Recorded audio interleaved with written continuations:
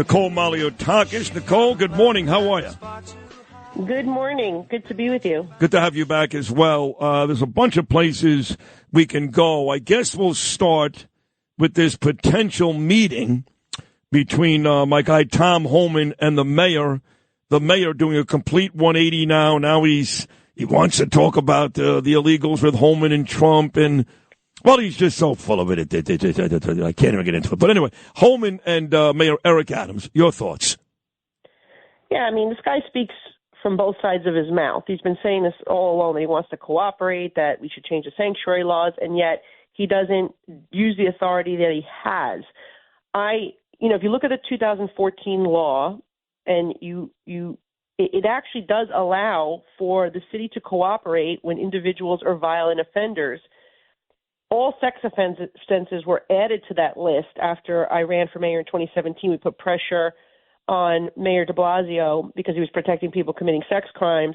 He added sex crimes to the list in which you cooperate, and yet I don't see any cooperation. In fact, they disclose the numbers every year. Detainer requests, they've complied with zero. And there's only been about 109 because under this administration, the Biden administration, obviously, they are harboring and protecting criminals as well. So if they're giving you 109 detainer requests, those have to be really bad people.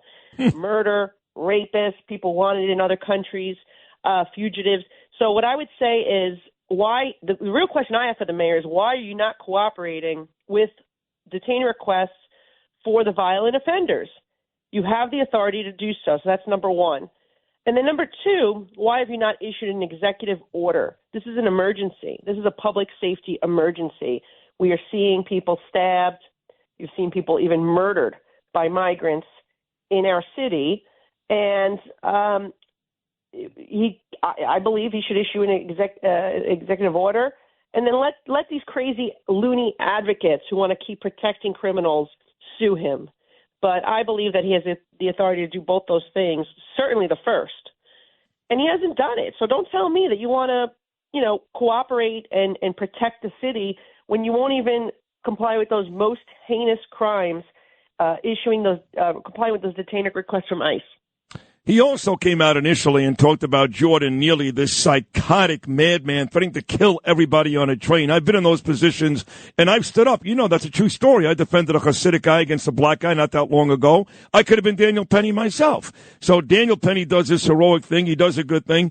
The idiot mayor comes out and goes, oh, that could have been my son. He's got the same name, Jordan. Then last week, all of a sudden, now he likes Daniel Penny. I mean, again, another example of a flip-flop by the mayor. What the mayor should do is come out and blast the DA, Alvin Bragg, for being a scumbag racist, but he won't do it because he's afraid of another indictment somewhere down the road.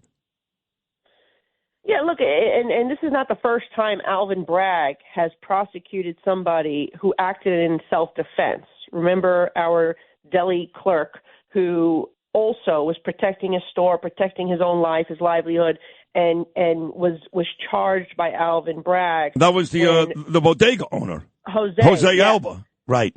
And so this is happening often with Alvin Bragg. He's going after people. Not to mention President Trump, while you let real criminals, hardened criminals on the street. Now, what happened to Jordan Neely was a tragedy, but he fell through the cracks of the system.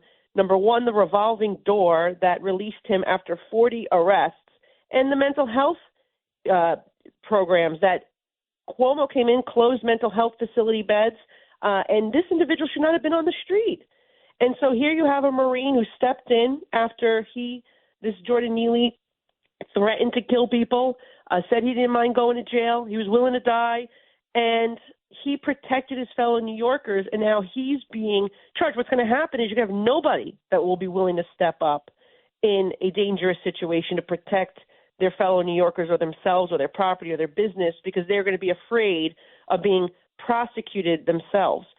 So, again, the Democrats who are in charge, they should be looking at what really happened here. And this was their failure, their bail reform that releases people right back onto the street, and their lack of mental health beds that they closed, and the services that they're not focusing on the real issue here, that there was somebody who was mentally ill, and he was on the street, he was a danger. He was a danger to himself and others. Americans love using their credit cards, the most secure and hassle-free way to pay. But D.C. politicians want to change that with the Durbin-Marshall credit card bill. This bill lets corporate megastores pick how your credit card is processed, allowing them to use untested payment networks that jeopardize your data security and rewards. Corporate megastores will make more money, and you pay the price. Tell Congress to guard your card, because Americans lose when politicians choose. Learn more at guardyourcard.com. Congresswoman Nicole Malliotakis here. Two more, Nicole. I wanted to get to congestion pricing because you have been a strong voice against it. You and my dear friend Mike Lawler, who looks like is going to run against Kathy Hochul for governor next time around, maybe Richie Torres as well. You've been a strong voice against it, but as far as I know, January 5th, it goes into effect. Is there anything else we can do to stop congestion pricing other than wait for Donald Trump to get into office and maybe he squashes the whole thing? Well, we have our lawsuits, right? Myself, Vito Fasella, UFT, talk about strange bedfellows. The UFT has joined us in this lawsuit, and we are still fighting it, and we're hopeful because they violated federal law. As far as I'm concerned, they violated the NEPA law, which would have required a full and thorough environmental statement, and they did not complete that. And that is why I believe either we can win in court or President Trump will have the ability to halt it and then require that a NEPA study take place. And so I'm still hopeful here that we can stop this thing either before it goes into effect or retroactively when President Trump comes in office, and we will keep fighting this injustice because it is really a cash grab. It does nothing to actually evenly spread traffic across our city. In fact, it just shifts it to outside the zone. And, the other thing that the Democrats don't talk about, they want to talk about environmental justice. Well, let's turn it on their head for a minute here, because this plan actually shifts pollution, shifts traffic to working minority communities in the outer boroughs. And if they care about this issue like they claim they do, then they should be reexamining that component as well. So I would say that we have a 50-50 chance here of stopping it. The thing was, if we had elected Lee Zeldin, this would not be happening. Of course. So elections do matter. Yep. People who voted for Kathy Hochul now are stuck with congestion pricing and all these other stupid things that they do in the state of New York. So I would say that there is a good chance, but we need people to hold their state legislators accountable. And they're federal lawmakers. How come I'm the only federal lawmaker in New York City who has spoken out against congestion pricing? Where are the Democrats? And I know some of them have privately told me that they don't want congestion pricing. They don't like it, but they don't want to be out there talking about it because they're afraid of pissing off their liberal left-wing base. That's nonsense. You guys, all of you listening, need to call your federal lawmaker and tell them to be publicly against this.